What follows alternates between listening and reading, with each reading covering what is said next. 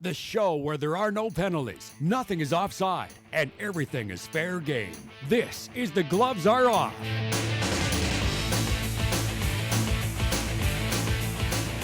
Hello and welcome to another edition of The Gloves Are Off. I'm Moses Woldu. It's a pretty hot day. It's getting a little steamy in here, and these guys I know really need the AC. Andrew Brethauer, how you doing, man? Doing great, yourself? Holding up? I'm getting there. Getting there? Getting there, yeah. I gotta understand, it's getting warm. Summer, man. This is our first show of summer. I got the sleeves up today. Yeah, rolling up the sleeves, getting the tan ready.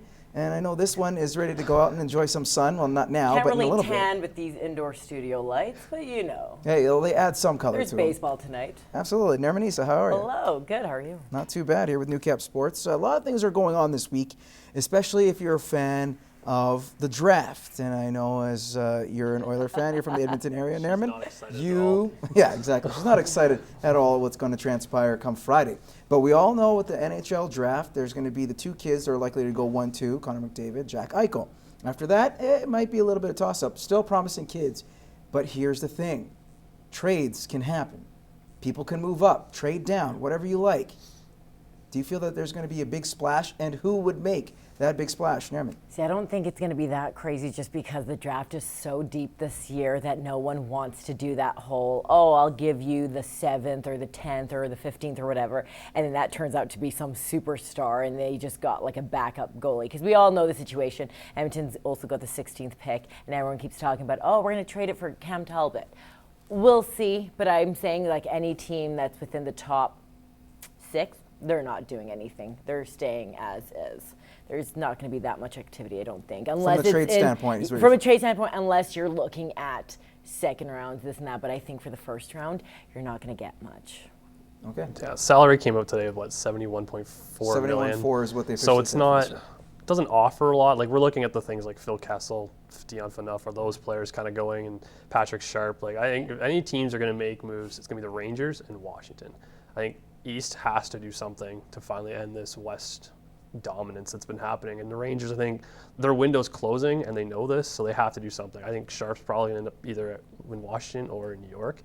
I think New York's going to be the biggest team that's going to actually try and do a lot, especially with Talbot that they can trade. They already turned down 2 second-round picks, so they're holding out for something. I think they're going to get something great for him, and I'm pretty sure they're going to land some good offense. But the price is too high. Like New York and what they're asking for Sharp, actually, with Chicago is they're asking a lot, and I just don't know how much of play for the first round will come into effect for that. Like who's willing to give up that much for, because it's not just a first round draft pick and like maybe another player in your system or something. They want like players that are already on your team, plus players in your system, plus players coming up into this draft, all for Patrick Sharp. So I don't see many people biting on that because, like I said, because this draft is so deep, no one wants to be that team that trades away a player that turns out to be.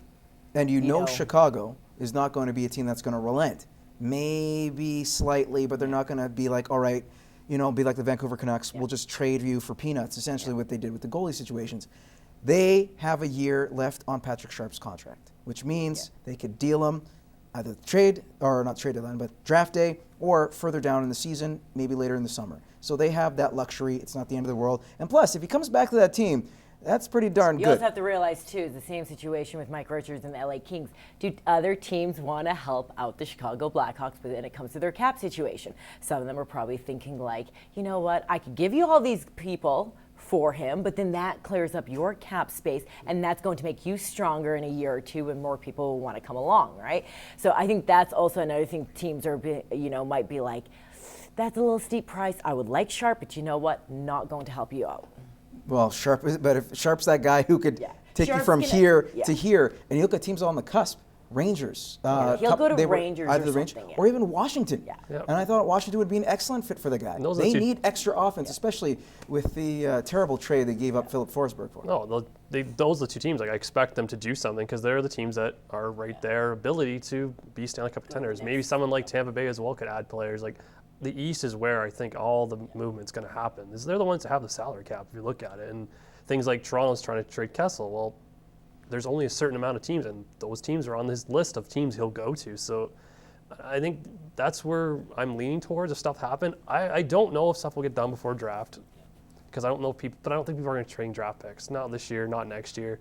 if it is, it's going to be second, third round kind of picks. But I think it's going to be, you're still going to see some major moves like Sharp, like Kessel, but more for a player, maybe a prospect that's already been drafted, and then some salary cap being or kept maybe back. other future first round. In Chicago, I don't see them trading Sharp within the division. He will go out east. Okay. And two pretty boys in New York with Lundqvist. Come on now. Here you go. How about this one? Pretty boy, maybe lucky boy. It's good to be lucky to be good. Jordan Spieth, first major, the Masters, dominated from day one to Sunday. This time around, started surging, came into the final day, had a great 15, 16, struggled on 17 minorly, but came back in 18, and it resulted in Dustin Johnson as well making a mess later in the round to actually secure another victory for Jordan Spieth, becoming the fourth person to win the first two majors in a calendar year. Last person, Tiger Woods, to do that, joining Jack Nicklaus and Arnold Palmer, who've done it in years past. Pretty good company. Now the talk is, can he go out and win the Open and then the PGA Championship? Career Grand Slam in a calendar year. And I'll start with you, Andrew. Is that a possibility for Mr. Spieth? Not a chance. How Not come? one chance, because it's never happened before, and I don't think we're not going to. He's in that good company, but is he that good of a player? Is he a Tiger Woods, Arnold Palmer type of player that can win it all four in a year? No one's ever done this. And The now, only person that came close was Tiger, but he held him in 2 different years. He yeah, held all and no, four so at no one in a point. single year has ever. And you just mentioned 3 big golf names, and they couldn't do it. So can this guy do it? You look also like he got 36th in the Open. He missed the cut twice in the PGA, so he has to at least make the cut in that tournament to at least have a shot at it. So we like a good story, but not this year. I think that's too much of a. It's kind of like we were talking a couple weeks ago about the Triple Crown. We don't see that often, and I don't think you're going to see it in golf either. That's way too hard with that much of a field in one tournament. Okay, so he says no. What do you say? I kind of want to say no too, but I think I should say yes, because if he does actually do it, then we can just come back and play this and be like, oh yeah, I was totally on board. You know what, honestly, exactly kind of what he said. You got a lot of great company ahead of you. They haven't been able to do it. Could Spieth do it? No, I don't see it happening. Not happening in his future? No. Well, You know what? It could be down the line. I just think this year, no. Too many good. He dominated one tournament, didn't quite dominate the second. no, but he did. But he fought back. I think that says a lot about a guy who could fight back. It resulted in him winning this one in a mistake by Johnson. But outside of that, I think Spieth is one of those guys up there that could be contender, at least for the Open, and who knows what happens then. That's all that matters. How about this one real quick, guys? Chambers Bay, the golf course they chose outside of Seattle, University Drive, Washington. A lot of complaints by a lot of golfers. A lot of complaints. Was that a big mistake to have it in Chambers Bay? Because it looked like more like the British Open because there was no green whatsoever. I will say that was my first thought. Like, I'm not the biggest golf fan, so I can't sit here and be like, oh, I'll look at the previous tournaments. I couldn't really do that. But I will say this. I was watching a little bit of it, and I thought, man, it is a lot of yellow there. There's like no green.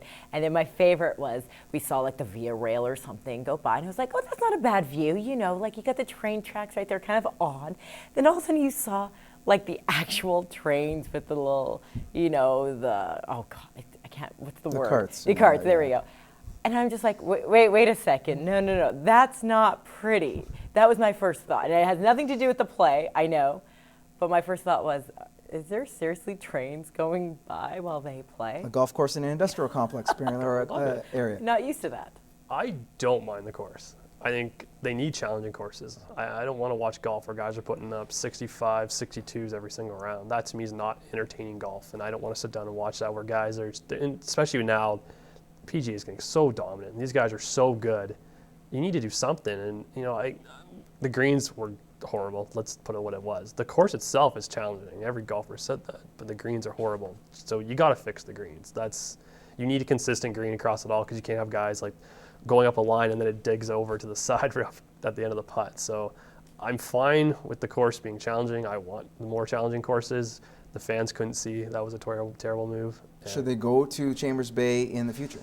If they can fix the problems. Like, you need to have, and I do agree, as a golfer myself, consistent greens are a major thing. And I can only say, as my own game, I can't stand it when every single green is different and I have to go slow one, and then you're trying to change. So I can only see how professional is just as angry, but then it kind of does create a little bit of, I don't mind the speed. They were just terrible, and I give them that. Yeah. All right, guys, we're going to take a commercial break. When we return, we'll be back with more Gloves Are Off.